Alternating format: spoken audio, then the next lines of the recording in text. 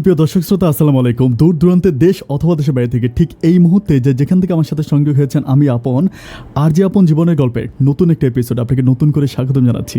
সম্মানিত দর্শক শ্রোতা, আমরা জীবন চলার পথে সবচেয়ে বেশি যে কথাটা শুনতে পাই, সত্যিকারের ভালোবাসা নাকি এই দুনিয়াতে আর নাই। অনেকেই বলে লাইলি, মজনু, শিরি, ফরাত, শাহজাহান কিংবা মমতাজ যখন এই পৃথিবী ছেড়েছে, তাদের সাথে নাকি সত্যিকারের ভালোবাসাগুলো এই দুনিয়া ছেড়ে পালিয়েছে। এখন সত্যিকারের ভালোবাসা নাকি সিনেমা কিংবা গল্পের বইয়ে ভালো মানায় না। দর্শক শ্রোতা, আজ আমি আপনাদের সামনে যে বাস্তব জীবনের গল্পটা প্রচার করব, সেটা যদি আপনি শেষ পর্যন্ত শোনেন, তো প্রমিস টু ইউ, আমি আপনার সাথে চ্যালেঞ্জ করে বলতে পারি যে আপনি বিশ্বাস করতে বাধ্য হবেন যে সত্যিকারের ভালোবাসা এখনও এই পৃথিবীতে বেঁচে আছে। সবাইকে রিকোয়েস্ট করব গল্প শেষ পর্যন্ত শোনার জন্য। ধন্যবাদ সবাইকে। সুপ্রিয় দর্শক শ্রোতা, আসসালামু আলাইকুম। আমার নাম হচ্ছে মোহাম্মদ অনিক হোসেন। আমার বাসা ঢাকা মিরপুর 12 নম্বরে। আমার একটা ছোটোখাটো পরিবার আছে। আমার পরিবারে আমি আছি, আমার 2টা ছোটো ভাই আছে, আর আমার বাবা আছে, মা আছে। আমাদের পরিবারটা একটা সচ্ছল পরিবার। আমার আব্বা একজন সিএনজি ড্রাইভার। সিএনজিটা আমার আব্বার নিজের টাকায় কিনা, আমার আব্বা ভাড়া সিএনজি চালায় না। আমরা একটা বাসায় ভাড়া থাকি, বাট আমাদের পরিবারটা অনেক সুখী একটা পরিবার, সেটা বরাবরের মতো বলতেই হবে। তো আমাদের এই বাসাটার ভিতরে একটু প্রবলেম ক্রিয়েট করে। আমার আব্বা বলে যে আমরা এই বাসায় থাকবো না, নতুন একটা বাসা নিব। তো নতুন বাসা খুঁজতে থাকি। আসলে ঢাকা শহরে হুট করে বাসা খুঁজে পাওয়া খুব কঠিন একটা ব্যাপার। তো যাই হোক, আমার একটা ফ্রেন্ড থাকে যার নাম হচ্ছে শাপলা আর আমি একই কলেজে পড়ি। তো শাপলার সাথে একদিন কথায় বললাম যে আমার আব্বা বাসা খুঁজতেছে। তখন শাপলা আমাকে বলে যে আমাদের বাড়িতে একটা বাসা খালি আছে, উপরে টিন বাট নিচে বিল্ডিং করা, বাট বাসাটা অনেক সুন্দর, তোমার আব্বাকে নিয়ে আমাদের বাসাটা দেখাতে পারো। বাসাটা খালি আছে, যদি ওনার পছন্দ নেই যে কোনো সময় এখানে উঠে যেতে পারে। তো যথারীতি আমি বাবাকে গিয়ে বললাম যে বাবা, আমার একটা ফ্রেন্ড আছে শাপলা, যাদের একটা বাসা খালি আছে, সো আমরা যদি চাই আমরা ওদের বাসায় উঠতে পারি। তখন বাবা আমাকে বলে যে ঠিক আছে, যেহেতু তোমার ফ্রেন্ড তার মানে খারাপ হবে না। সেদিন বাবা আর আমি একসাথে তাদের বাসাটা দেখতে চাই, অ্যান্ড বাসাটা অসম্ভব সুন্দর ছিল। তো বিকেলবেলা বাবা আবার মা আর আমার ছোটো ভাই 2টাকে নিয়ে বাসাটা দেখে আনে। অ্যান্ড শাপলার বাবা মা আমাদের সাথে যথেষ্ট ভালো এবং খুব সুন্দর করে কথা বলেছে, অনেক রেসপেক্ট আমাদের করেছে, যার জন্য বাবা খুশি হলো এবং রাজি হলো বাসাটা নেওয়ার জন্য। 12,000 টাকা বাসা ভাড়া ছিল, 12,000 টাকা দিয়ে আমরা বাসাটা ভাড়া নেই। তো যাই হোক, শাপলা আর আমি তো আগেই বলে রাখছি আমরা ঢাকার কোনো একটা কলেজে পড়ি। তো ও আর আমি খুবই মিউচুয়াল ফ্রেন্ড, মানে আমাদের দুজনের মাঝে অনেক অনেক মধুর সম্পর্ক। আমরা দুজনকে ভীষণ ভালোবাসি। তো ভালোবাসি কথাটা আসলে আমার পক্ষ থেকে বলা ঠিক হবে, তার পক্ষ থেকে নয়, কারণ আজ পর্যন্ত আমি তার মুখ থেকে আমাকে ভালোবাসি এই কথাটা বলতে শুনি নাই। বাট শাপলার সাথে আমার সম্পর্কটা ফ্রেন্ডলি, অনেক মধুর। তো যাই হোক, ওদের এখানে থাকতেছি, একটু একটু করে আমাদের সম্পর্কটা একসাথে কলেজে যায় এবং একসাথে কলেজ থেকে রিক্সা দিয়ে ফিরি, যার জন্য আমাদের সম্পর্কটা অনেক গভীর হয়ে গেল। আমি একদিন বৃষ্টির দিন ছিল, আমি শাপলাকে বলতেছিলাম যে শাপলা চলো না আমরা বাইরে থেকে কোথাও ঘুরে আসি। তখন সে আমাকে বলে যে কোথায় ঘুরতে যাবা, ঢাকাতে আর কোথায় বা ঘোরা যাবে? আমি বলি শুনেছিলাম যে একটা রিসোর্ট নাকি আছে গাজীপুরে, আমার অনেক ফ্রেন্ড ওখানে গিয়েছে, জায়গাটা নাকি অনেক সুন্দর, চলো না আমরা দুজনে ওখান থেকে ঘুরে আসি। তখন সে আমাকে বলে যে কী বলো, রিসোর্টে যেতে অনেক টাকা লাগবে, তোমার কাছে এত টাকা আছে? আমি বলি বারে, তুমি না জমিদারের মেয়ে, বাড়িওয়ালার মেয়ে, তোমার কাছে টাকা নাই? ও বলে না রে বাবা, আমার কাছে এত টাকা নেই, আমি এত টাকা দিতে পারবো না। তুমি যদি আমাদের মিরপুরের এদিকে চিড়িয়াখানা আছে, বোটানিক্যাল গার্ডেন আছে, যদি এদিকে যাও তাহলে মোটামুটি কিছু খরচের টাকা আমি দিতে পারি। যেমন কথা তেমন কাজ। সেদিন আমি বললাম আচ্ছা ঠিক আছে, তাহলে চলো আমরা বোটানিক্যাল গার্ডেন আর চিড়িয়াখানাটা দেখে আসি। তো ও যখন রেডি হয়ে বাসা থেকে বের হবে, ঠিক ওই মুহূর্তে ওর মা কী জানি একটা প্রবলেম হয়েছে, আমার আসলে এক্স্যাক্টলি খেয়াল নাই। ওই প্রবলেমের কারণে সে আর যেতে পারে না। তখন আমাকে ফোন করে বলেছে অনিক আমি যেতে পারবো না, আমার মা একটু প্রবলেম করছে। তো যাই হোক, সেদিন আমরা গেলাম না। তো আমি ওই দিন, এর পরের দিন যখন আমি তার সাথে কলেজে যাই, আমি চিন্তা করতেছিলাম যে আমার তার এত ভালো লাগে, কিন্তু ভালোবাসার কথা আমি আজ পর্যন্ত তাকে বলতে পারি নাই। আজ আমি চিন্তা করতেছি যে আমি আজকে তাকে ভালোবাসার কথা বলবো। রিক্সা দিয়ে দুজনে যাচ্ছি, আমি তাকে হঠাৎ করে বলতেছি যে আমরা গতকালকে ঘুরতে যেতে চেয়েছিলাম, আমরা তো গতকালকে ঘুরতে পারি নাই, একটা কাজ করো না, চলো আমরা আজকে বোটানিক্যালে ঘুরতে যাই। তখন সে আমাকে বলে যে আচ্ছা ঠিক আছে যাওয়া যায়, তাহলে কলেজের কী হবে? আমি বললাম দূর বাদ দাও, কলেজ একদিন কলেজ না হলে কিছুই হবে না। তখন সে আর আমি ঢাকা বোটানিক্যাল গার্ডেনে ঘুরতে যাই, অ্যান্ড গার্ডেনে আমরা অনেকক্ষণ সময় কাটাই, অ্যান্ড সেখানে আমি তাকে প্রপোজ করে বসি। আমি বলি যে ওর নাম ছিল শাপলা। আমি বলি শাপলা, তোমাকে আমার ভীষণ ভালো লাগে, আমি না অনেক দিন ধরে কথাটা বলবো বলে ভাবতেছি। তো আমি চিন্তা করতেছি যে আমি তোমাকে প্রেমের প্রস্তাব করব, আর তুমি রাজি হয়ে যাবা, আর তুমি যখন রাজি হয়ে আমাকে বিয়ে করে ফেলবা, তখন তোমাদের বাড়িটা আমার হয়ে যাবে। তখনই একটা হাসি দেয়, বলে পাগল নাকি, আমার আব্বার ছেলে আছে না, আমার আব্বা কেন তোমাকে বাড়ি দিয়ে দিবে, আর আমাকে ভালোবাসলে কিছুই পাবা না, সুতরাং একটা বড় লোকের মেয়ে দেখে প্রেম করো, বিয়ে করো, তাহলে অনেক কিছু পাবা। আমি তখন তার মুখের দিকে তাকাই বলি, আমার বড় লোকের মেয়ে দরকার নাই, আমার তোমাকেই দরকার। শাপলা আমি সত্যি তোমাকে অনেক বেশি ভালোবাসি, প্লিজ, আমি না মজা করতেছি না, ফানি করতেছি না, তুমি আমার ভালোবাসাটাকে অ্যাকসেপ্ট করো। আমাকে জিজ্ঞেস করে যে আমাদের কলেজে এত মেয়ে থাকতে তুমি কেন আমাকে ভালোবাসো, বা আমাদের বাসায় তো অনেক ভাড়াটিয়ারা আছে, অনেক বাড়িওয়ালা আছে, অনেক সুন্দর সুন্দর মেয়ে আছে, তাদের মাঝে তুমি আমাকে কেন এতটা ভালোবাসো বলো তো। আমি মিথ্যে বলিনি, আমি সত্যিই বলেছিলাম। আমি বলেছিলাম যে শাপলা, আমি অন্য মেয়েদের মাঝে যে জিনিসটা পাই নাই তোমার মাঝে সেটা পেয়েছি। আমি দেখেছি তুমি মানুষকে খুব কম সময়ে আপন করে নিতে পারো, গরিবের পাশে দাঁড়াও, আসলেই ঠিক। আমি একটা কথা না বললেই নয়, আমি মাঝে মাঝে দেখতাম যে প্রতি শুক্রবারে শাপলারা তাদের বাসার ভিতরে খিচুড়ি বা বিরিয়ানি রান্না করতো। তখন শাপলা এরকম প্যাকেট করে 30টা 40টা 50টা প্যাকেট নিয়ে একটা রিক্সা দিয়ে ও হচ্ছে বস্তি এলাকাতে ঘুরে ঘুরে বা হচ্ছে বিভিন্ন জায়গার ভিতরে গরিব অসহায় রেল স্টেশনে গিয়ে অসহায় মানুষদেরকে দিত। এই জিনিসটা আমার কাছে ভীষণ ভীষণ ভালো লেগেছে।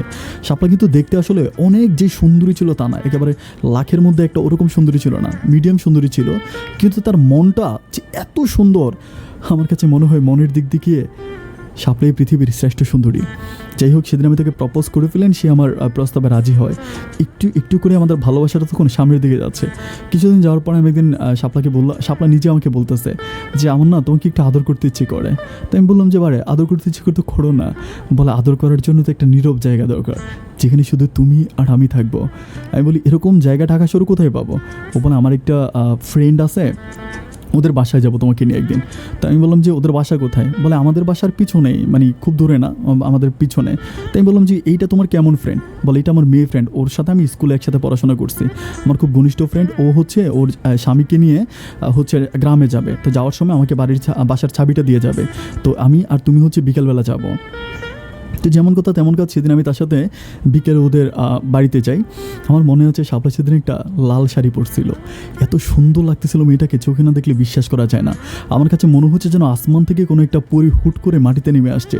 শাপলার চোখে মুখে নাকে এত মায়া, ঢাগর ঢাগর চোখ দিয়ে যখন কারো দিকে তাকায় থাকে না, মনে হয় চোখেই খুন করে ফেলতে পারবে। শাপলা অনেক বেশি সাজে না, কিন্তু সে সবসময় চোখে আইলাইনার পরে, যার জন্য তাকে অনেক অনেক সুন্দর লাগে। সেদিন সে শাড়ি পরছিল, সব কিছু মিলে আমার কাছে ভীষণ ভালো লাগলো। আমি সেদিন তার সাথে আমার ওই ফ্রেন্ডের বাসাতে ঘুরতে যাই। তো আমরা একটা রুমের ভিতরে বসে বসে অনেকক্ষণ কথা বলতেছি। কথা বলার পর আমি ভাবলাম যে শাপলা আমি কিছু নাস্তা নিয়ে আসি। তো আমি বরাবর নাস্তা আনার জন্য বাইরে যাই। আর নাস্তা নিয়ে যখন আমি রুমে যাই, মানে আমি একটু ফলো করি যে কিছু এলাকার কিছু ছেলেফেলে আমাকে ফলো করে, একটু খেয়াল করে যে অনেক নাস্তা নিই বা আচার টাইপের, শাপলা আচার খেতে পছন্দ করতো, যার জন্য আমি আচার টাইপের কিছু নিয়ে যাচ্ছি। তো নিয়ে আমি জাস্ট প্যাকেটগুলো খুলে ওকে খাওয়াবো, মানে ওকে বলবো যে খাওয়ার জন্য।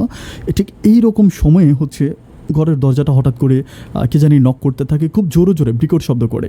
তখন আমি গিয়ে ঘরের দরজাটা খুলি, আর দরজাটা খোলার সাথে সাথে আমি দেখতে পাই যে ছেলেগুলো আমাকে রাস্তায় দেখছিল, আমাকে ফলো করছিল, তারা আমার পিছন পিছন এ বাসাতে চলে আসছে।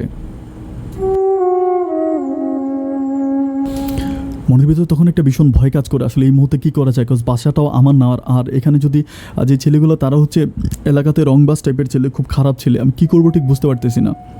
আমি শাপলাকে বলতেছি যে শাপলা, আমি শাপলার দিকে তাকাই, শাপলা আমার দিকে তাকায়। তখন ছেলেগুলো কোনো কথা না বলে দরজা খোলার সাথে সাথে হুট করে রুমের ভিতরে ঢুকে পড়ে। রুমে ঢুকে পড়ে ছেলেগুলো তাদের হচ্ছে এক পাশে বসে, আমি আরেক পাশে বসি, অ্যান্ড তারা আমি দেখতেছি যে শাপলার সাথে খুব ঘেসে ঘেসে বসতেছে। তখন আমি বললাম যে ভাই এগুলো কি? আমি বলে এটা তোর কে? আমি বললাম যে এটা আমার বউ। তো বলে তোর বউ, তুই বিয়ে করছিস? আমি বলে হ্যাঁ বিয়ে করছি। তখন বলতেছে ও আচ্ছা, মেরে বলতেছে এটা কে? পরে বলতেছে আমার স্বামী। তো পরে কী করলো, ওরা আমাকে এক পাশে নিয়ে গেলো, শাপলাকে আরেক পাশে নিয়ে গেলো, মানে বারান্দায় শাপলাকে নিয়ে গেলো, আমাকে রুমে রাখলো, দরজা কিন্তু খোলাই আছে। বারান্দায় নিয়ে শাপলাকে জিজ্ঞেস করতেছে যে আপনার শ্বশুর শাশুড়ির নাম কি? তখন শাপলা তো কিছু বলতে পারে না, সে আমার আব্বা আম্মার নাম তো আর জানে না। তো এখন আমাকে এসে জিজ্ঞেস করতেছে যে আপনার শ্বশুর শাশুড়ির নাম কি? তখন আমার যেহেতু ওর বাবার নাম ছিল সালাউদ্দিন, ওর বাবা যেহেতু বাড়িওয়ালা, ওর বাবার নামটা মনে আছে, মায়ের নামটা মনে নেই, আমি সালাউদ্দিন বলছি। তখনও বলতেছে যে না আপনারা স্বামী স্ত্রী না, আপনাদের মাঝে কোনো প্রবলেম আছে। এটা বলার পর আমি ছেলেদের সাথে একটু মানে রাগান্বিত হয়েছে। রাগান্বিত হয়ে বলি যে ভাই আমাদের মাঝে প্রবলেম আছে কি আছে না, যেটা আপনাদের প্রবলেম কি, আপনারা এখানে কেন প্রবলেম ক্রিয়েট করতেছেন? এটা বলার পরে এখান থেকে একটা ছেলে আমাকে খুব কষে একটা চর মারে। তো চর মারার পরে আমি খাটে উপরে শুয়ে পড়ি। তখন হচ্ছে আমার শাপলা এসে আমাকে জড়াইয়ে ধরে। তখন ছেলেগুলো শাপলার সাথে টানা হেঁচড়া করতে শুরু করে এবং একটা পিছন থেকে গিয়ে দরজাটা আটকায় দেয়। তো যখন দরজাটা আটকায় দেয় তখন আমার ভিতরে অনেক প্রচুর ভয় কাজ করতে শুরু করে। ওরা প্রায় এখানে 6 জনের মতো ছিল। তখন আমার বলতেছে যে তোরা একটা কাজ করবি। আমি বললাম যে কি করব? পরে বলতেছি যে তোদেরকে আজকে আমরা উচিত শিক্ষা দিয়ে ছেড়ে দেবো, নষ্টামি করার জন্য আসছো না, নষ্টামি করতেছে রুমের ভিতরে। তাই বললাম যে ভাই দেখেন আমরা কোনো নষ্টামি করতেছি না, আমরা দুজনকে খুব বেশি ভালোবাসি, এগুলো আপনারা কেমন কথা বলতেছেন? তখন বলতেছে যে ঠিক আছে মজা দেখাচ্ছে, ভালোবাসা তোকে দেখাবে, এই ওরে বাঁধ।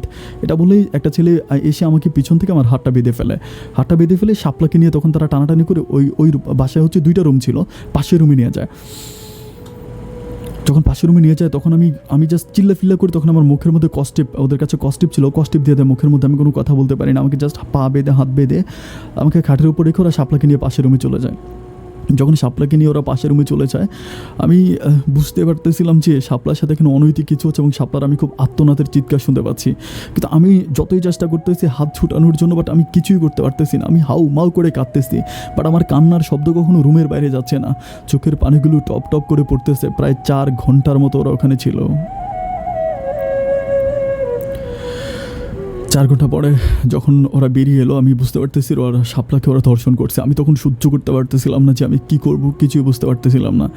তখন আমার কাছে এসে বলতেছে যে ওরা শাপলারে ওইখান থেকে আনছে। যখন শাপলাকে এখানে ওই রুমে আনছে আমি শাপলার দিকে তাকাইয়া আমার কাছে মনে হচ্ছে এই দৃশ্যটা দেখার আগে যদি মাটিটা ফেটে 2 ভাগ হয়ে যেত আমি ওখানে ঢুকে যেতাম। শাপলাকে এমন অবস্থা করছে যে ওর মুখের দিকে তাকাইতে আমি পারতেছি না। লজ্জায়ও আমার মুখের দিকে তাকায় না, নিচের দিকে তাকায় আছে। তখন এই ছেলেগুলো বলতেছে শোন, যা যা করেছি সব রেকর্ড করে রেখেছি, হ্যাঁ ভিডিও রেকর্ড আছে, একদম HD রেকর্ড। যদি কখনো এই ঘটনা কারো কাছে বলিস, ওরে বলতেছে যদি কাউকে এই ঘটনা বলিস, ইভেন কি তোর বাবাকেও যদি এই ঘটনা বলিস তাহলে এইগুলো সবগুলো ইন্টারনেটে ছেড়ে দিব। আমরা চাইলে তোদের অনেক ক্ষতি করতে পারতাম, কিন্তু মেয়েটা আমাদেরকে অনেক মজা দিয়েছে যার জন্য কোনো ক্ষতি করলাম না। তোরা ভালো থাকিস, যা যা করার এখন কর, পুরো রাত তোদের আর কেউ তোদেরকে ডিস্টার্ব করবে না। কিন্তু যদি কথাটা কখনো কারো কাছে বলিস, এলাকাতে কারো কাছে বলিস, তাহলে আমাদের কাছে HD ভিডিও আছে, একদম সব কিছু নেটে ছেড়ে দিব। তো এটা বলে ছেলেগুলো বের হয়ে যায়। তখন শাপলা পিছন থেকে এসে আমার বাঁধনটা খোলার পর আমি ওকে জড়ায় ধরি, প্রচুর পরিমাণ কান্না করি। আমি বলেছি শাপলা যা হবার তা হয়ে গেছে। ও আমাকে বলেছে না কিছুই হয় নাই। আমি আসলে এই মুখটা আর পৃথিবীর কাউকে দেখাতে চাই না, আমি দুনিয়া ছেড়ে চলে যাবো, প্লিজ তুমি আমাকে মাফ করে দাও। আমি ওদিকে জড়াই ধরে বলতেছি শাপলাগুলো কী বলতেছো তুমি?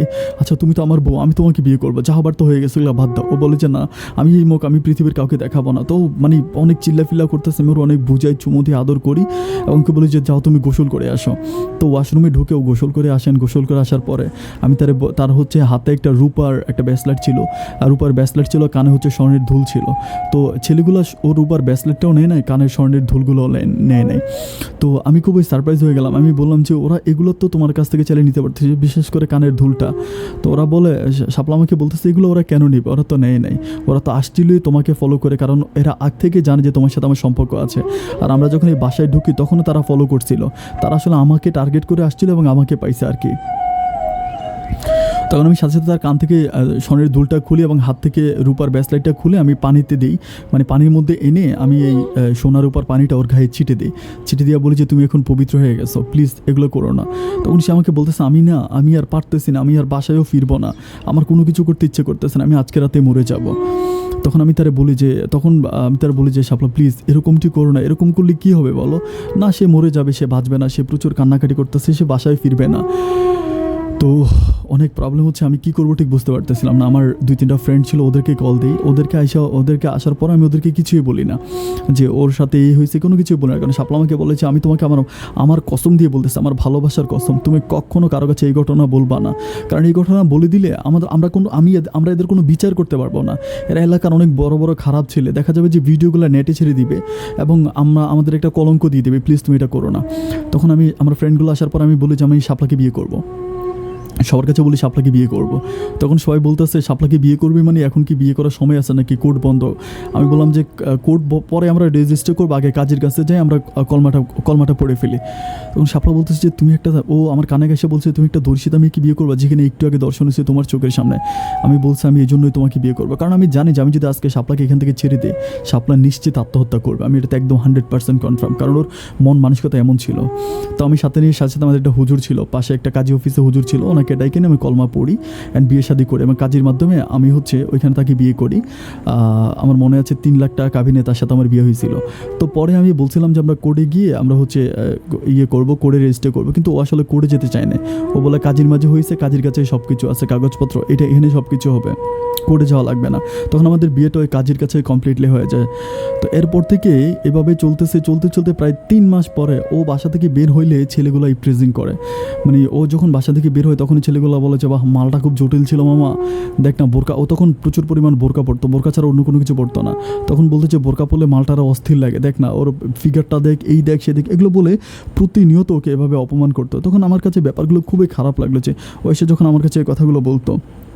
আমি একদিন ছেলেগুলোকে যেহেতু এলাকারই ছেলে, আমি এগুলোর একদিন ধরলাম, ধরে বলতেছে যে ভাই দেখেন আপনারা এগুলো করছেন, বড় ভাই মানুষ, আপনাদেরকে সম্মান করি, কিন্তু আপনারা এখন যদি এই ব্যাপারটা নিয়ে এরকম ফাইজলামি করেন তাহলে কিন্তু ভাই ঠিক হয় না। পরে বলতেছে যে তুই আমগরে কিছু টাকা দে, আমরা আর কিছুই বলবো না। তাই আমি বললাম যে কত টাকা দিবেন? পরে বলে যে যা তুই আমাদেরকে ইয়ে কর, 20,000 টাকা দে, আমরা আর এগুলো কারো কাছে কোনো কিছুই বলবো না।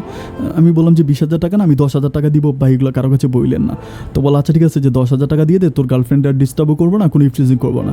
সেদিন আমি বাসা থেকে 10,000 টাকা এনে ছেলেগুলো হাতে দিই। যেহেতু আমাকে বিয়ে করছি, এখন আমি এই 10,000 টাকা দেওয়ার পরেই প্রবলেমটা শুরু হয়েছে। যখন ওদেরকে 10,000 টাকা দিলাম তখন তাদের টাকা লোভ ঢুকে গেল। তারা আমারে প্রতিদিন বলতেছে যে তুই টাকা দিই, নাহলে তোর গার্লফ্রেন্ডের ভিডিওগুলো নেটে ছেড়ে দিব। হঠাৎ করে আমাকে হুমকি দিতে শুরু করছে। আগে কিন্তু এই প্রবলেমগুলো ছিল না, যেদিন থেকে টাকা দিয়েছি সেদিন থেকে প্রবলেমগুলো শুরু হয়েছে। তখন আমি বলি যে ভাই এগুলো কী বলতেছেন পাগলের মতো, আমি টাকা কোথায় পাবো, আমার কাছে টাকা নাই। তো যতই খুঁজি তারা আমাকে খুঁজে, আমি টাকা দিই না। একদিন তারা শাপলাকে কী জানি বলে আমি জানি না, শাপলা আমাকে ফোন করে আমাদের বাসার পিছনে কি আমার পা ধরে প্রচুর কান্না করে, আমাকে বলতেছে যে আমি মরে যাবো, আমি দুনিয়াতে বাঁচবো না। আমি বলি কী হয়েছে? বলে এই ছেলেগুলো আমাকে ভিডিও দেখাইছে রাস্তার মধ্যে, আর বলতেছে যে এই ভিডিওগুলো নেটে ছেড়ে দেবে তাদেরকে টাকা দেওয়ার জন্য। তো আমি বলি যখন কী করা যায়? ও বলে কিছুই করার দরকার নেই, তুমি ওদের সাথে কোনো কথা বলবা না, যা করার আমি করবো। তো তখন থেকে শাপলার কাছে যা টাকা চাইতো, শাপলা সবসময় বাসা থেকে টাকা চুরি করে, কারণ শাপলা ওর বড় ছিল, ওর ছোটো ভাই ছিল, যার জন্য শাপলার কাছে ওদের মানে ঘরের বাড়ি ভাড়া টাড়ার থেকে শুরু করে সব টাকা শাপলার কাছে থাকতো। তো শাপলা ওদেরকে প্রতি মাসে টাকা দিত, 10,000, 15,000, 20,000 টাকাও মাঝে মাঝে দিত। তো এরকম করে আসলে কত দিন দেওয়া যায়? বাট দিতে দিতে ওদের আসলে চাহিদা দিনের পর দিন বাড়তেই থাকে। আগে ওরা এই প্রবলেমগুলো করতো না, এখন বলতেছে তোমার বাবাকে বলে দিব, তারপর তোমার মাকে বলে দিব, তারপর এগুলো ইন্টারনেটে ছেড়ে দিব, এলাকাতে ঘুরে ঘুরে দেখাবো, তোমার ফ্রেন্ডদেরকে দেখাবো। এরকম করে আমাদের কাছ থেকে সবসময় টাকা নিত। আমি একটা পর্যায়ে চিন্তা করলাম যে এভাবে কতদিন তাদেরকে আমরা টাকা দিয়ে তাদের মুখটা বন্ধ রাখবো। আর থানা পুলিশের কাছে যেতে চাই, শাপলা আমাকে যেতে দেয় না। শাপলা বলে পুলিশের কাছে গেলে ওরা এগুলো নেটে ছেড়ে দিবে, তখন আমি আর বেঁচে থাকার কোনো আমি আর বেঁচে থাকবো না। তো আমি চিন্তা করে একদিন শাপলাকে বলতেছি, শাপলা একটা কাজ করলে কেমন হয়, তুমি একটু ভেবে দেখো তো, আমি তোকে একটা কথা বলি। তখন বলে যে কি? আমি বললাম যে দেখো যা হবার তা তো হয়েই গেছে, এখন যদি আমরা এই ব্যাপারটা নিয়ে যদি থানা পুলিশ করতে যাই, তুমি আমাকে বললে যে ওরা খুব খারাপ ছেলে, এরা কোনো প্রবলেম ক্রিয়েট করতে পারে, তাহলে একটা কাজ করো না, এগুলো বাদ দাও, যা হবার তো হয়ে গেছে। তোমার বাবা মা তো কখনো তোমাকে আমার কাছে বিয়ে দিবে না, কারণ আমার বাবা একজন সিএনজি ড্রাইভার, আর পারিবারিকভাবে আমাদের বিয়েটা কখনোই হবে না। আর আমরা যে বিয়ে করছি এটা যদি তুমি তোমার বাবাকে বলো, ওর একটা প্ল্যানিং ছিল যে ওর বাবা মা যদি জানতে পারে তাহলে ও আবারও নতুন করে আমাকে বিয়ে করবে, মানে আমাদের আবারও বিয়ে হবে, এই স্বপ্নটা ওর ছিল। তাই আমি বললাম যে তোমার বাবা মা তো কখনো এগুলো মানবেও না, আর কখনো এগুলো কিছুই করবে না, যেহেতু আমি তোমাকে বিয়ে করে ফেলেছি, তুমি আমার বউ, তাহলে চলো আমরা এখান থেকে পালায়া যাই। আমরা যদি এখান থেকে পালায়া যাই তাহলে হবে কি যে আমরা অন্য কোথাও গিয়ে থাকলাম, তখন এই ছেলেগুলো যখন আমাদেরকে আর খুঁজে পাবে না, তখন এটা আর কোনো প্রবলেম হবে না, মোটামুটি সব কিছু ঠিক হয়ে যাবে। এবার যখন আমি তাকে বললাম, সে আমার কথাতে রাজি হলো। আমি যেভাবে তাকে বললাম, বুঝিয়ে বললাম, সে বললো যে আচ্ছা ঠিক আছে, তাহলে এখন কোথায় যাবা? আমি বলি যে আমার একটা খালাম্মার বাসা আছে, মানে আমার দূর সম্পর্কের এক খালা থাকে চিটগংয়ে, চলো আমরা ঢাকা থেকে চিটংয়ে চলে যাই। তো বলে যে চিটংয়ে গেলে তুমি কি করবা? আমি বললো যে আমি তো সিএনজি চালাইতে পারি, সিএনজিটা আমার ইয়েতে আছে, আমি তখন সিএনজি চালাবো। তখন সে আমাকে বলো পড়াশোনা? আমি বলি তুমি পড়াশোনা করবা, আমি সিএনজি চালাবো, আর আমি তো পড়াশোনা এমনিতেও ভালো না, তুমি তো অনেক ভালো স্টুডেন্ট। সে বলো আচ্ছা ঠিক আছে তাহলে, কারণ সে যেহেতু আমার বউ হয়ে গেছে, আমি তাকে বিয়ে করে ফেলছি, আমার কথা সে রাখবেই। তো ওই দিন রাতের বেলায় আমরা দুজনে পালায়া যাই। ওই দিন রাতের বেলায় ও আর আমি একসাথে পালায়া যাই, অ্যান্ড পালায়া হচ্ছে আমরা, আমার খুব মনে আছে সেদিন বিকালবেলা ওয়েদারটা মানে একটু বৃষ্টির মতো ছিল, পরিবেশটা খুবই সুন্দর ছিল। তো সেই সময় সে আর আমি একসাথে আমরা সায়দাবাদে যাই, মিরপুর থেকে সায়দাবাদে একটা সিএনজি করে যাই, ওখান থেকে একটা ইয়ে করে, ওখান থেকে ওই যে এস আলম যে বাসগুলো হয়, এস আলম বাসে করে আমরা দুজন চিটংয়ে যাই। অ্যান্ড চিটংয়ে যাওয়ার পরে আমার খালাম্মা হচ্ছে থাকতো মুরাদপুরে। তো আমরা মুরাদপুরে যাই, মুরাদপুরে গিয়ে খালাম্মার বাসায়, খালাম্মাকে আমি আগেই সব কিছু বলে রাখি ফোনে যে খালাম্মা এই ঘটনা। তো খালাম্মা বলে ঠিক আছে, কোনো প্রবলেম নাই, তুমি নিয়ে আসো। তখন আমার খালাম্মা আর আমার খালু দুজনেই গার্মেন্টসে চাকরি করতো। তো যাই হোক ওদের বাসায় গেলাম, ওদের বাসায় যাওয়ার পর আমাদেরকে একটা সেপারেট রুম দিল। এই রুমে আমরা থাকতেছি অ্যান্ড আমরা দুজনেই মোবাইল নাম্বার চেঞ্জ করে ফেলেছি। আমি আমার এখানে আসার সময় আমি জাস্ট আমার মাকে ফোন করে বলছিলাম যে মা এই ঘটনা, আমি শাপলাকে নিয়ে চলে যাচ্ছি। তো মা বলে দেখ বাবা, এই কাজটা করা মোটেও ঠিক হচ্ছে না, ওরা আমাদের বাড়িওয়ালা, আমাদের ক্ষতি করতে পারে। আমি বলছি তুমি আমার কথা জিজ্ঞেস করলে তুমি বলবে যে আমি গ্রামে আছি, এটা বলে দিবা। তো যাই হোক বাকিটা পরে দেখা যাবে। তো শাপলা কিন্তু এই কাজটা করে নাই। শাপলা সে তার বাবাকে জাস্ট একটা SMS করছিল তার ফোন থেকে যে বাবা আমি একটা ছেলেকে ভালোবাসি, তার সাথে চলে গেছি, তোমরা টেনশন করো না। SMS করে সে মোবাইল ফোনটা বন্ধ করে দেয়। তো আমরা যখন খালাম্মাদের বাসায় যাই, খালাম্মাদের বাসায় এভাবে থাকতেছি, প্রায় 3-4 দিনের মতো থাকতেছি। খালু দুজনেই ব্যাপারগুলো জানে। তো একটা সময় শাপলা তার পরিবারের জন্য খুব কান্নাকাটি করে। ও বলে যে আমি আমার বাবাকে একটু ফোন করবো, বাবাকে সব কিছু বলবো। তো সেদিন সে তার বাবাকে ফোন করে অ্যান্ড বাবা ফোন রিসিভ করে প্রচণ্ড কান্নাকাটি করে। অ্যান্ড তার বাবা বলে যে মা কী হয়েছে, তুই কোথায় আছিস, তুই সব কিছু খুলে বল, আমরা সব কিছু মেনে নেব, মা কথা দিতেছি আমরা সব কিছু মেনে নেব। তখন শাপলা বলে দেয় যে বাবা আমি এরকম অনিককে ভালোবাসি, অনিককে আমি অনেক আগেই বিয়ে করছিলাম, বিয়ে করার পরে আমি অনিককে নিয়ে এখন চিটগংয়ে চলে আসছি। এটা বলার পরে শাপলার আব্বা বলে আচ্ছা ঠিক আছে, তুই প্রবলেম না, তুই অনিককে নিয়ে বাসায় আয়, হ্যাঁ অনিককে নিয়ে বাসায় আয়, অনিককে নিয়ে বাসায় চলে আয়, আমরা সব কিছু মেনে নিব। তো শাপলা তখন আমাকে বলে যে দেখো এরকম বাবা সব কিছু মেনে নিবে। আমি বললাম যে এলাকাতে গেলেই তো এলাকার ছেলেগুলো প্রবলেম করবে, আমরা তো এলাকাতে যাওয়া সম্ভব না।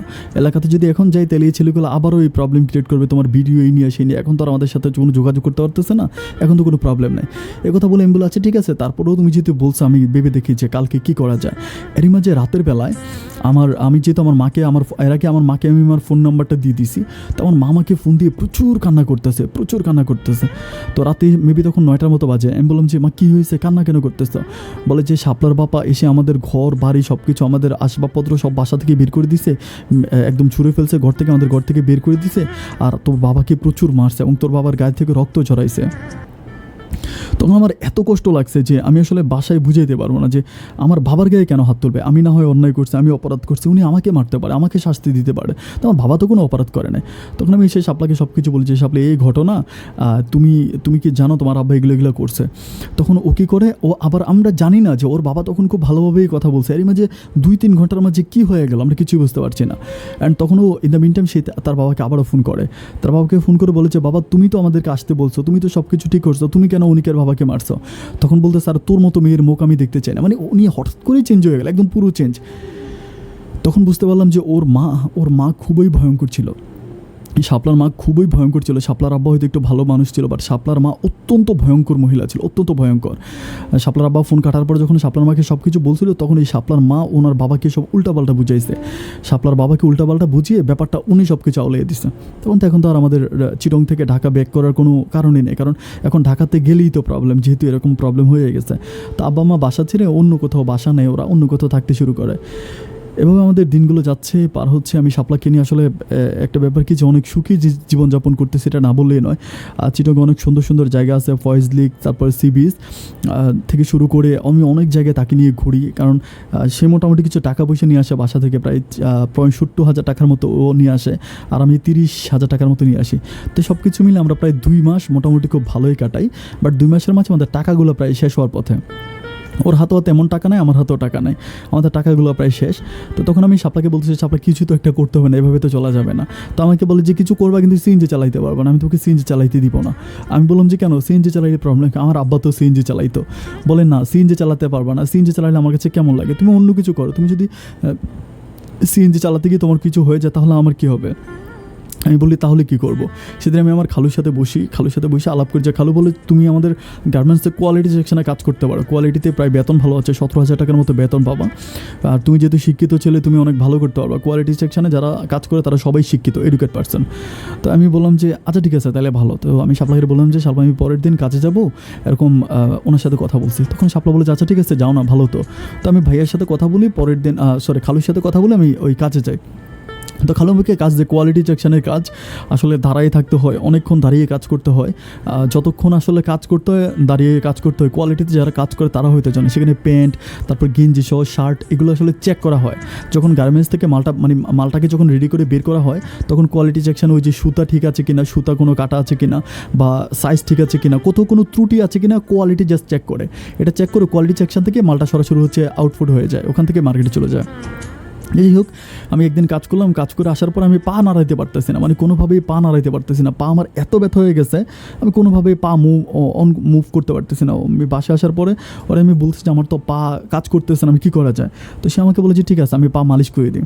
তো এইভাবেই প্রতিদিন গার্মেন্টস থেকে আসার পরে ও আমার পা মালিশ করে দিত, সারাটা রাত পর্যন্ত আমার পা মালিশ করতো। আমার এত ভালো লাগতো, আমি আসলে বলে বোঝাতে পারবো না। এভাবে যেতে যেতে আস্তে আস্তে করে আমাদের জীবনটা একটু একটু করে সুখের হতে শুরু করে। তো সে তার বাবা মায়ের সাথে কারোর সাথে আর কথা বলে না, আমি আমার বাবা মায়ের সাথে মাঝে মাঝে কথা বলি। অ্যান্ড আমার মা মাঝে মাঝে আমাকে কিছু টাকা পয়সা হেল্প করে, যদিও বাবা দেয় না, মাঝে মাঝে মা দেয়। তো আমার আসলে 2টা ছোটো ভাই আছে, যার জন্য আমার পরিবারের খুবই টানা হেঁচড়া অবস্থা আব্বার পক্ষে। আর আব্বা তখন অনেক অসুস্থ হয়ে যায়, আগের মতো সিএনজি চালাইতে পারে না। আব্বার পক্ষে আসলে এই কাজগুলো আগের মতো কোনোভাবেই কোনো কিছু করা সম্ভব হয় না। তো যাই হোক, তারপরেও মোটামুটি চলতেছে। এভাবে চলতে চলতে একটা পর্যায়ে আমাদের একটা সুখের খবর আসে। সুখের খবর, অত্যন্ত সুখ, আমি আসলে বলে বোঝাতে পারবো না যে এত সুখ। আমরা হঠাৎ করে শাপলার আমার যে খালাম্মা ছিল, আমরা তো একই বাসায় থাকতাম, খালাম্মার আমরা একই বাসায় থাকতাম। তো খালাম্মা বলতেছিল যে শাপলা নাকি মা হতে যাচ্ছে। আমার কাছে মনে হয় যে আমি আমার পৃথিবীতে এত সুখ আমি আসলে বলে বোঝাতে পারবো না। তখন আমি শাপলাকে বলতেছি যে আমাদের ছেলে হবে না মেয়ে হবে সেটা জানতে হবে। তো শাপলা আমাকে বলে যে তুমি দেখো আমাদের ছেলে হবে। আমি বললাম না আমাদের মেয়ে হবে। তো শাপলা বলে যে না আমি বলছি ছেলে হবে। তো আমি বললাম যে না দেখা তুমি দেখিনিও মেয়ে হবে। তো পরে আমরা কী করি, ডাক্তারের কাছে যাই চেক আপ করানোর জন্য। তো ডাক্তার চেক আপ করে বলে যে মেয়ে হবে। তো মেয়ে হবার কথা শুনে আমি অনেক খুশি, অনেক। আর শাপলাও ছেলে মেয়ে দুজনকেই পছন্দ করতো, কিন্তু শাপলার ইচ্ছা ছিল ছেলে হবে। তো যাই হোক, আলহামদুলিল্লাহ এভাবে গিয়ে আমাদের যখন মেয়ে বাবুটা দুনিয়াতে আসে, আমি একটা অদ্ভুত ব্যাপার বলে রাখি, আমার জীবনে আমি অনেক বাবু দেখেছি, বাট আমার মেয়েটা এত কিউট ছিল, এত কিউট।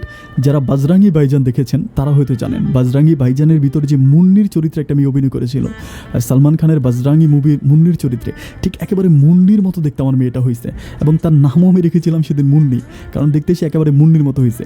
তো মুন্নি নাম রেখেছিলাম। অ্যান্ড ঠোঁটগুলো অনেক চিকন ছিল, বাট মুখটা একেবারে গোলাকার ছিল, একেবারে এত কিউট ছিল, মনে হচ্ছিল পরীর বাচ্চা। আমি দেখে বুঝতেই পারতেছি না আমি কিন্তু এত ফর্সা না, শ্যামবরণ। আর আমার যেই ওয়াইফ শাপলাও কিন্তু শ্যাম না, শাপলা একটু উজ্জ্বল শ্যাম আর কি, এরকম। তো এইটা একেবারেই ফর্সা হয়েছে, অদ্ভুত রকম, যারা দেখে তারাই অবাক হয়ে যায়।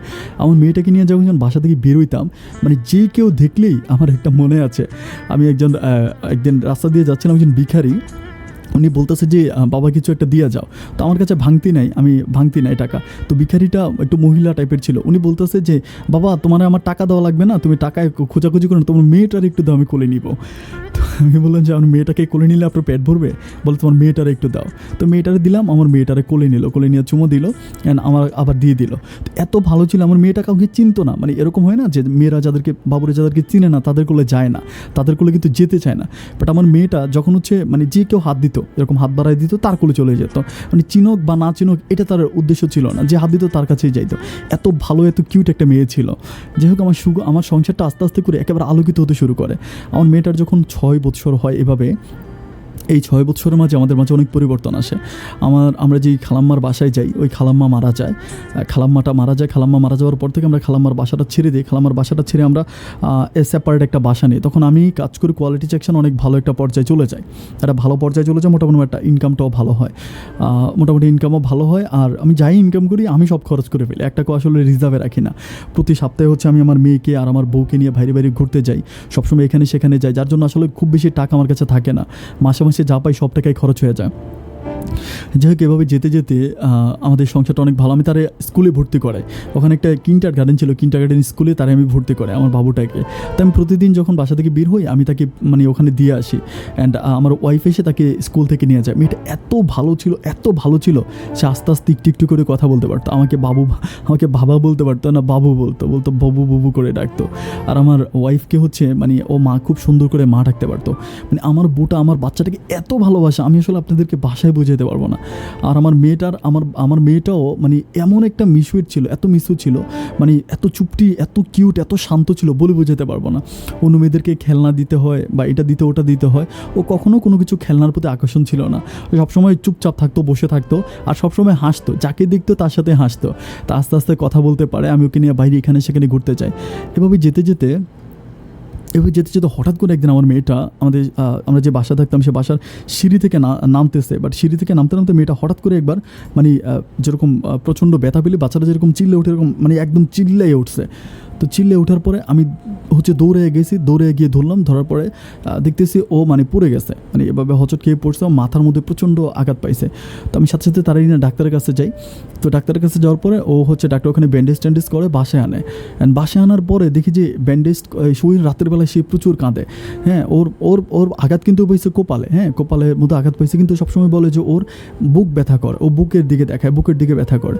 তো আমার বউ বলতেছে ওর বুকে কেন ব্যথা করবে, মানে এটা তো আসলে ওর বুকের প্রবলেম না, এটা তো মাথার প্রবলেম, ও বুকে ব্যথা কেন করে। তো আমি ভাবতেছিলাম যে হয়তো যেহেতু হোঁচট খেয়ে পড়ছে, তাহলে এই সম্ভবত ওখানে অনেক ইট ছিল, তো হয়তো ইটের মধ্যে তার বুকটা আঘাত খাইছে। তো আমি বুকটা চেক আপ করানোর জন্য তাকে পরের দিন আবারও ডাক্তারের কাছে নিয়ে যাই। তো ডাক্তার বুক চেক আপ করে বলতেছে না, বুকের মধ্যে কোনো আঘাত নেই, আপনারা তার মানে ভিতরটা চেক করেন।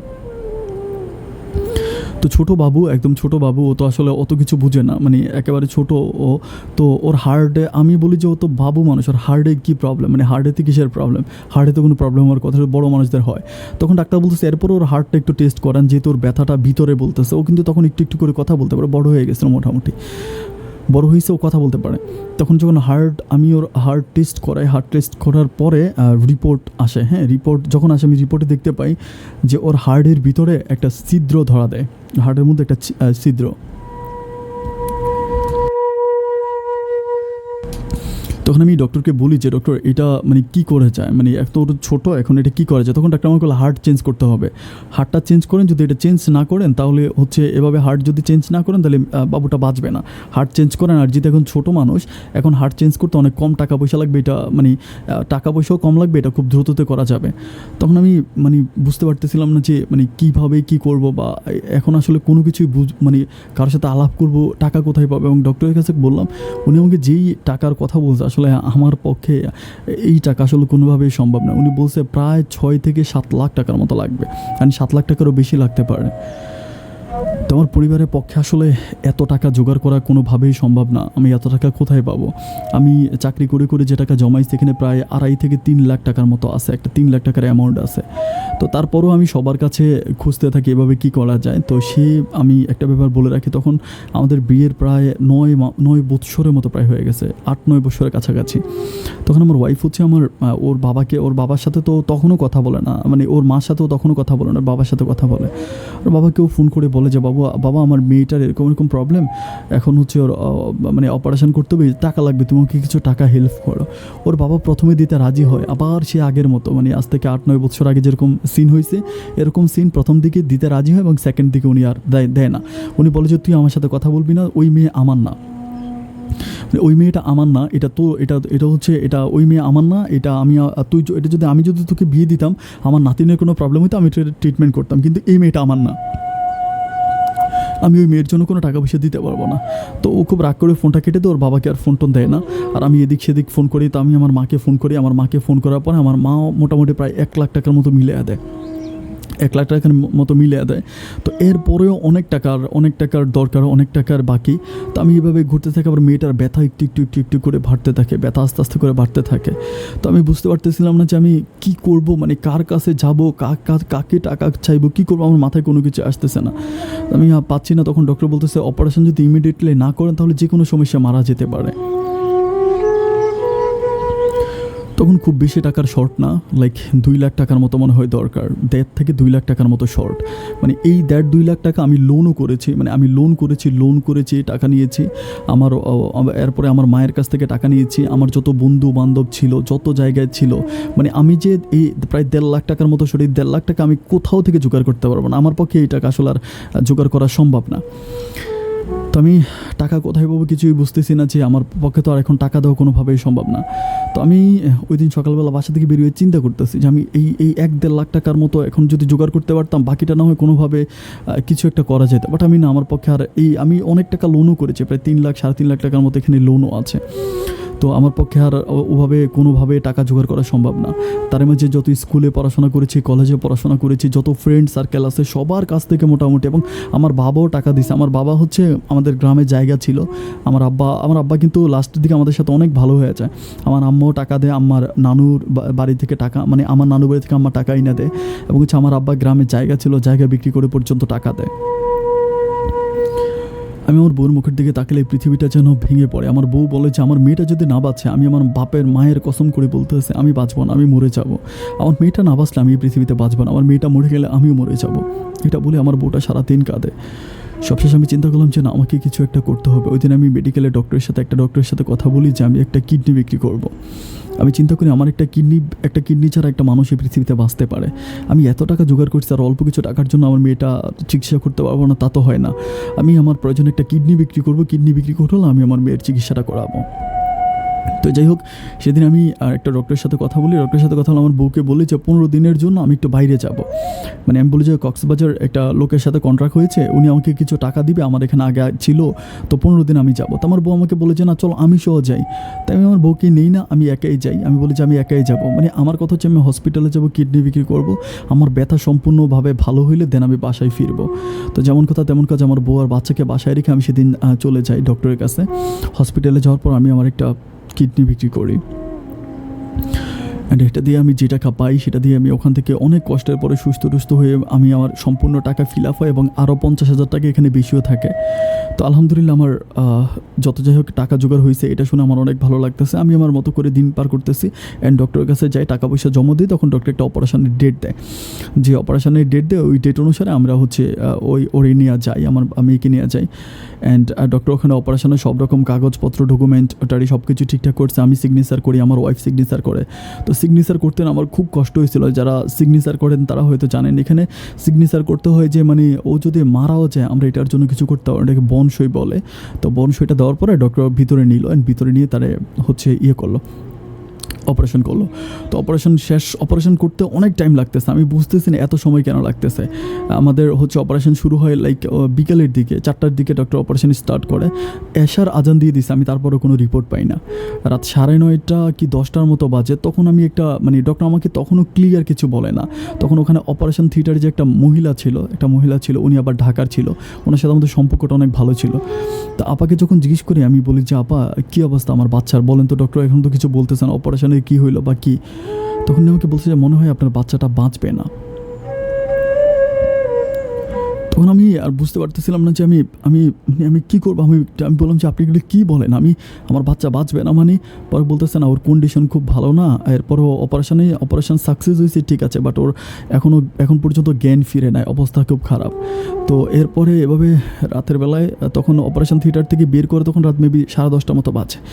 ওখান থেকে বের করে প্রায় এত ঘন্টা ওইখানে ছিল। বের করার পরে ওকে বেডে নেওয়া হয়। বেডে নেওয়া হওয়ার পরে ওর জ্ঞান ফিরে। তখন জ্ঞান ফিরে কিন্তু চোখ মানে মিলতে পারে, বাট কোনো কথা বলতে পারে না, জাস্ট এইভাবে তাকায় থাকে। তো ডক্টর বলতেছে যে এখানে কান্নাকাটি করা যাবে না, জাস্ট আপনি থাকবেন আর আপনার ওয়াইফ, অথবা একজন মানুষ ওখানে এলাও, দুজনও থাকতে পারবে না।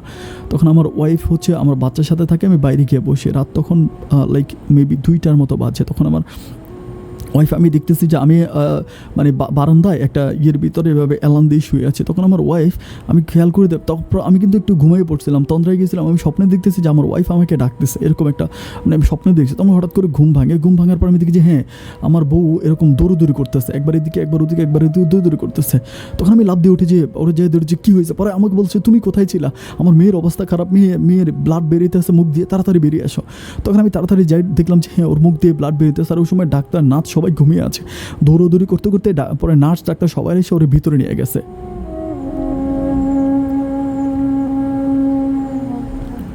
আজান দিতে আছে, ফজরের আজানটা অনেক সুন্দর হয়। ইমাম সাহেব অনেক সুন্দর করে আজান দিতে আছে। আমি ফজরের আজানটা আমার কান পেতে শুনতেছি। আজানটা শেষ হওয়ার পরে ডক্টর আমাদেরকে বলে যে আমাদের মেয়েটার বেঁচে নাই।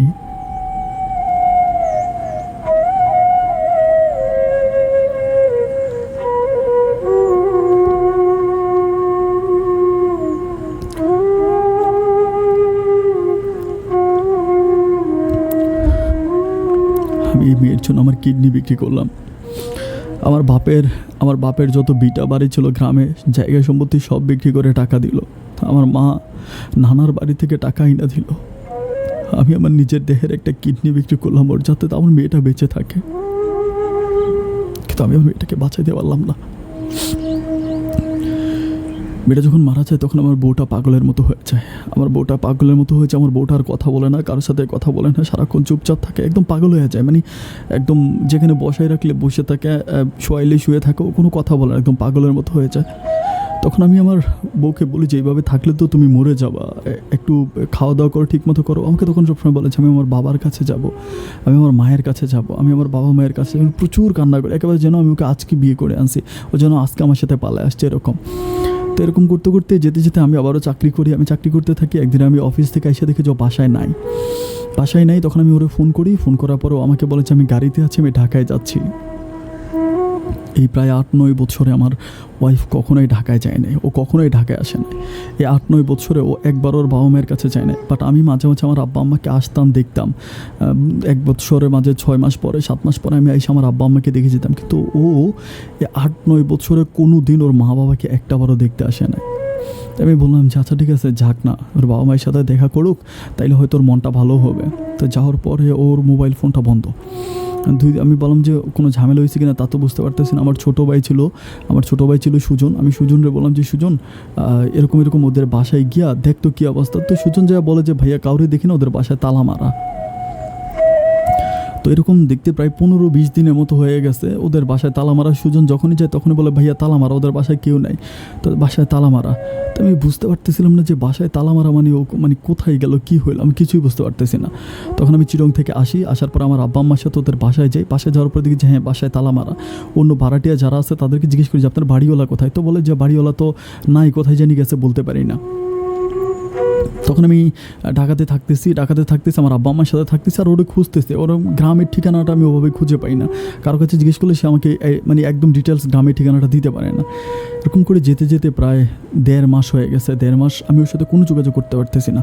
আর আমার মেয়েটাকে আমি চিটাগংয়ে মাটি দিছি, এটা বলতে ভুলে গেছিলাম। চিটাগংয়ে মাটি দিয়ে আসছিলাম, মাটি দিয়ে আমার কবরের ছবি উঠে আনছে। আমার যখন আমার মেয়েটার কথা মনে হয় তখন আমি ওই কবরের ছবিটার দিকে তাকাই।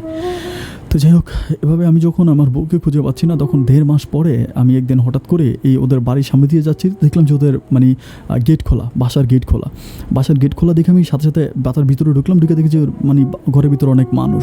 তখন আমি দৌড়ে ঠাস করে ভিতরে ঢুকে ফেলছি। ড্রয়িং রুমে যেয়ে দেখতেছি একটা ভদ্রলোক বসে আছে, অ্যান্ড ভিতরে হচ্ছে আমার ওয়াইফ। তারপরে আমি সাথে সাথে আমার ওয়াইফের রুমে যেয়ে বলতেছি যে তুমি কোথায় ছিলে এতদিন, আমার কল কেন ধরতেছিল না, আমি তো তোমাকে খুঁজে পাচ্ছিলাম না, তুমি চিটাগংয়ে ব্যাক করলে না কোনো। এই কথা বলতেছি, এরই মাঝে আমার শাশুড়ি আর আমার ওয়াইফ একই রুমে ছিল, দরজাটা লাগিয়ে দেয়।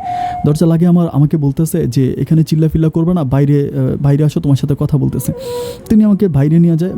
আমাকে বাইরে এই ওনার সাথে আমার প্রায়, আমিও ওনার সাথে আর কখনো দেখা করি না বিয়ে করার পর থেকে। আজকে প্রায় 8-9 বছরের পর ওনার সাথে আমার দেখা। এখন ঘরের পিছনে নিয়ে আমাকে একটা চর মারিয়া বলতেছে যে একটা কাগজ আমার হাতে দেয়, বলে যে কাগজটা নিয়ে এখান থেকে বেরিয়ে যা। আমি বললাম যে এটা কিসের কাগজ? তো আমি কাগজটা খুলে দেখি যে এটা একটা ডিভোর্স পেপার। ওই ডিভোর্স পেপারে মানে আমার ওয়াইফ আমাকে ডিভোর্স দিয়েছে, এখানে সই করা আছে। তো আমাকে বলতেছে যদি প্রাণে বাঁচতে চাস, যদি জেলের ভাত খাইতে না চাস, তাহলে এখানে সিগনেচার করে তুই ওখান থেকে চলে যা। তখন আমি বললাম যে ড্রয়িং রুমে আমি একটা ছেলেকে দেখলাম বসে আছে, ওই ছেলেটাকে। পরে বলতেছে এটা ওর স্বামী। আমি বলতেছি স্বামী মানে কার স্বামী? পরে বলতেছে এটা শাপলার স্বামী। আমি বললাম যে শাপলার স্বামী কেন? শাপলার তো আমি আছি। পরে বলে তোরে ডিভোর্স দিয়ে ওই ছেলের কাছে আমরা ওকে গ্রামে নিয়ে বিয়ে দিছি। আমি বললাম গ্রামে নিয়ে বিয়ে দিছেন? বলে হ্যাঁ, গ্রামে নিয়ে আমরা ওকে বিয়ে দিছি। ওর যদি ভালো চাস, মেয়েটা আমার অনেক ভেঙে পড়ছে, অনেক পাগলের মতো হয়ে গেছিলো, তো ওর মেয়েটা এখন ভালো আছে, তুই ওর সুখের দিকে তাকায় অ্যাটলিস্ট তুই সব কিছু ভুলে যা, তুই এখান থেকে চলে যা। এটা বলে উনি আমাকে কান্না করে দেয়। তো আমি এরপরে আমি মনটারে বুঝাইতে পারতেছিলাম না। সেদিন রাতের বেলা আমি তাদের বাসার আশেপাশে প্রায় সারাটা রাত ঘুরি, বাট দরজা জানালা সব কিছু বন্ধ, কেউ খোলে না। এভাবে 1-2 দিন পর যেতে প্রায় 3-4 দিন পরে আমি একদিন ওদের বাসার পিছনে, মানে আমি মাঝে মাঝে দেখি যে রাতের বেলায় জানালাটা খোলে। বাসার পিছনে আমি দাঁড়ায় আছি। আমি সারা রাত ওখানে দাঁড়ায় থাকি যে একবার যদি জানালাটা খোলে আমি শাপলাকে একটা নজর শুধু জানালা দিয়ে দেখবো। তো যখন জানালাটা খোলার পরে অনেক রাতে জানালাটা খোলার পরে আমি তাকে দেখি যে জানালা দিয়ে দেখতেছি যে আমার ওয়াইফ হচ্ছে এরকম চুল আঁচড়তেছে, আর একটা মানে ওর যে হাজব্যান্ড সে শুয়ে আছে। আমি এরকম শীষ দিতেছি, তো শীষ দিতে সে শুনতেছে না। পরে আমি একটা ছোটো কাগজের টুকরো মারছি, মারার পরে সে জানালার কাছে আসছে। জানালার কাছে আসার পর আমি বলতেছি যে শাপলা প্লিজ তুমি একটু বেরিয়ে আসো, তোমার সাথে আমার খুব কথা আছে। তো ওর জামাই কিন্তু ঘুমায় আছে, ও বলতেছে আচ্ছা ঠিক আছে তুমি একটু পিছনে যাও, আমি আসতেছি। তো আসতেছি, এখন আমি এরকম করে থেকে বের হইলাম। ও বের হয়েছে, বের হয়ে আইসা আমার ওদের বাসার পিছনে আমাকে ও আমার পা জড়ায় ধরছে, ধরে বলতেছে আমি অনেক ভালো স্টুডেন্ট ছিলাম, আমার পড়াশোনাটা আমি শেষ করে দিলাম তোমার সাথে গিয়ে। একটা ভালোবাসার জন্য আমি সব কিছু হারাইলাম, আমার মেয়েটাকেও আমি বাঁচাইতে পারলাম না। দেখো আমার আব্বা আম্মা আমাকে পেয়ে এখন অনেক খুশি, তারা আমাকে কোরআন মাথায় দিয়ে শপথ করাইছে, তারা আমাকে অনেক ভালোবাসে। আমি আমার আব্বা আম্মাকে কষ্ট দিতে পারবো না। আমার আব্বা কোরআনে হাতে দিয়ে শপথ করে বলছে আমি যদি এই ছেলেটাকে বিয়ে না করি, ওর বাবাকেও অনেক ভালোবাসতো, বলে আমি যদি এই ছেলেটাকে বিয়ে না করি তাহলে আমি যদি তোমাকে ডিভোর্স না দিই তাহলে আমার আব্বা মরে যাবে, আমার আব্বা ফাঁসি দেবে। আমি তারে বললাম যে কী বলতেছো, এই কথাগুলো তো আসলে যখন মানুষ প্রেম করে ভালোবাসে তখন বলে। তুমি তো আমার সাথে পালায়ে গেলে, আমরা 8-9 বছর একসাথে ছিলাম, আমাদের একটা মেয়ে বাবু দুনিয়াতে আসছে, আমাদের বাবুটা আমাদের ছেড়ে চলে গেছে, আমার মুন্নি আমার ছেড়ে চলে গেছে। তুমি যদি আমার ছেড়ে চলে যাও তাহলে আমি কেমন করে বাঁচবো, প্লিজ তুমি যাইও না। আমি ওরে অনেক বুঝে, কিন্তু আমাকে বলে যে না, তুমি যদি আমাকে ভালোবেসে থাকো আমি তোমাকে আজকে একটা কথা বলতেছি, তুমি যদি আমার এই কথাটা রাখো তাহলে আমি বুঝবো যে তুমি আমাকে ভালোবাসো। আমি তোমাকে আমার মুন্নির কসম দিয়ে বলতেছি, আমার মৃত মেয়ের মুন্নির কসম দিয়ে বলতেছি, তুমি আর কখনো আমার বাড়ির আশেপাশে আইসো না, কখনো আমার সাথে যোগাযোগ করার চেষ্টা করো না।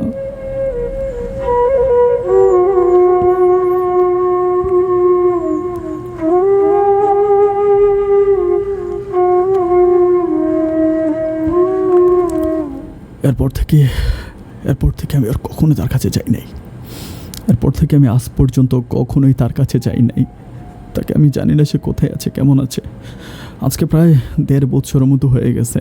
আমি জানি না আমার ওয়াইফ আবার মা হয়েছে কিনা। আমি ডিভোর্স পেপারে সই করে নিই আপন ভাই, ডিভোর্স পেপারটা এখনও আমার কাছে আছে। আমি আমার বাবা মাকে নিয়ে এখন ভালো আছি, খুব বেশি ভালো আছি বললে মিথ্যে হবে, কোনো মতে বেঁচে আছি। আপনার কাছে দোয়া চাই, আপনি আমার জন্য দোয়া করবেন। আর আমি সবসময় যাদের সাথে কথা বলি তাদেরকে একটা কথা বলি, আমার মুন্নি তো ছোটো মানুষ ছিল, আমার মুন্নি তো কোনো অন্যায় করে নাই, আমার মুন্নি কোনো অপরাধ করে নাই, আমার মুন্নি নিষ্পাপ ছিল, আমার মুন্নি জান্নাতে আছে। আমি জানি একটা সন্তান যখন জান্নাতে থাকে, আমরা যতই পাপ করি, আমরা মারা যাওয়ার পরে ওই সন্তান আমাদেরকে জান্নাতে নিয়ে যাবে। আমি এই স্বপ্ন নিয়ে বেঁচে আছি যে মরার পরে মুন্নি আমাকে জান্নাতে নিয়ে যাবে, মুন্নি আমার ওয়াইফ শাপলাকে জান্নাতে নিয়ে যাবে, আমরা জান্নাতে আবার একসাথে থাকবো আপন ভাই। জান্নাতে আমরা আবারও নতুন করে সংসার করব, মুন্নি, আমি, আমার ওয়াইফ। ভাই পরজন্মের তো কোনো মরণ নাই, পরজন্মে তো মানুষ আর মরে না। ওই পরজন্মে যেন আমরা ভালো থাকতে পারি, আপনি সবাইকে বলবেন যেন আমার জন্য এই দোয়াটা করে।